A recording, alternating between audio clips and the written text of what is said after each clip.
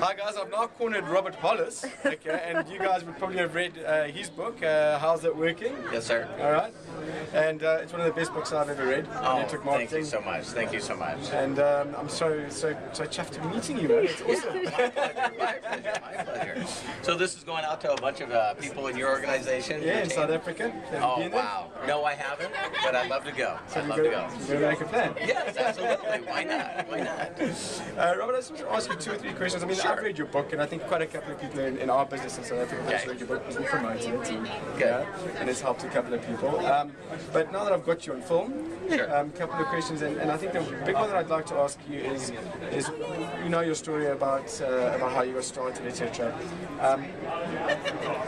What would you say the biggest challenge was that you had to overcome?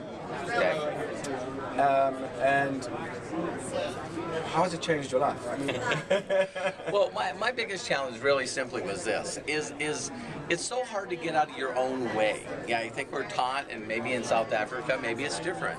But in America, you're taught to be independent. You're taught to be independent at school. You got to know the answers. You got to memorize them, get them right on the deal, so you can go get a job. So you think about it, our whole life we're taught to be independent.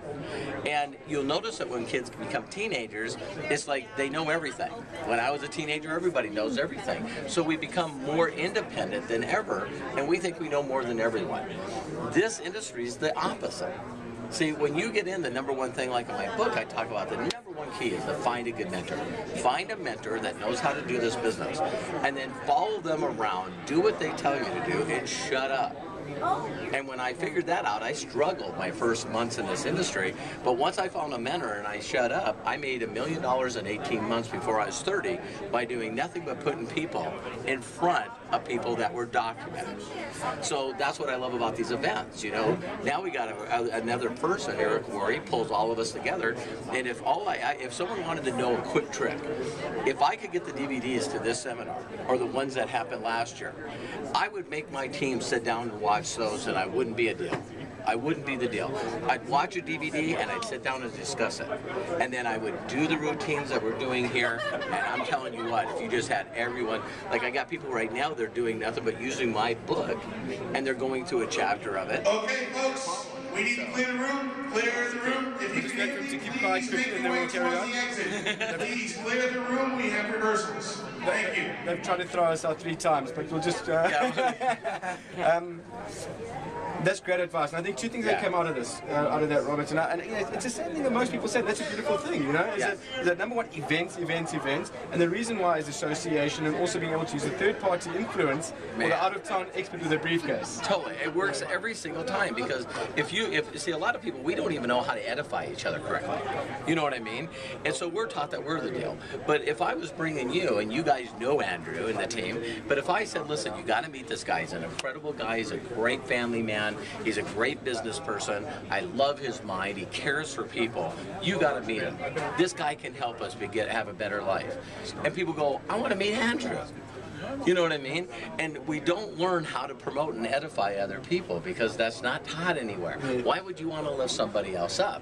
And so it's neat because you could edify me to your friends and your new people. So it's neat. Another thing that happens in that dynamic is when you come to your meetings and trainings, if everyone knows how to edify people, people want to be a part of your group just because I feel good here.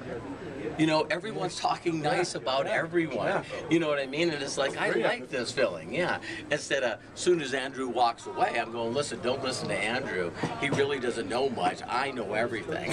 You know? And that's, you know, so that's the key for me. Yeah, and I think it's great. One of the few businesses where we uplift each other, etc. Yeah. I mean, well, few, the only. Yeah. Last question. Yes. Where do you see the industry going in the next 10 years? Well, we were just talking about that. I mean, we know where the economy is happening in the United States and throughout the rest of the world. The options are getting cut worse and worse and worse and worse and worse. And I think that what's going to happen is I talk about the Y generation, the new generation that's coming up. Why I call them the Y generation is they're going, why? Why should I do what you guys did? It's like, exactly it. Yeah, the kids are actually staying in homes longer than any time time in history. You know what I mean? Me, I was out of the house at 17. Why? Because I needed money to buy a car. I couldn't get that from my parents. Again, independence. Nowadays, you got people that say, I need to know how to make money, and I know that that doesn't work. You know what I mean? The benefits are not there. They got everybody part-time. It's just going to get bigger and bigger and bigger. I think we're at the start of a very big curve. No doubt in my mind. And you guys have been the pioneers for us, so thank you so much for doing that for us. Yeah, I'll look like Yoda. Listen, Robert, what a pleasure, man. Thanks so much. God bless. Likewise, man.